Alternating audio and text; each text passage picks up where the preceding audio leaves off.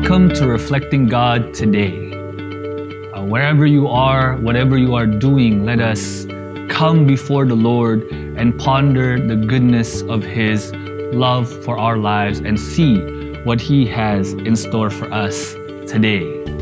This morning, this afternoon, or this evening, we open our Bibles to Matthew 6, verse 20 and 21, in which the Bible tells us, "Lay up for yourselves treasures in heaven, for where your treasure is, there will your heart be also."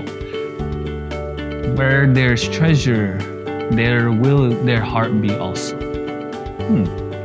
Those who have the Lord's talents of means are placed under a heavy responsibility. They're not only to invest money merely for the gratification of their selfish desires, because whatever spent in this way is just that much that is kept from the Lord's treasury.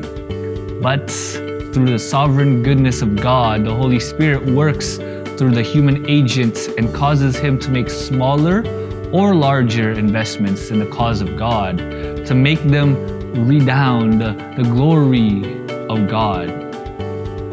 Whenever you think of using the Lord's money, remember that there are many who need a blessing themselves, and they also are God's heritage. So we are to do good to all men, and especially to those who are of the household of faith. If those who have an abundant means as are God's agents in dealing in truth, they will use their treasures wisely so that none of the household of faith need to go hungry or naked.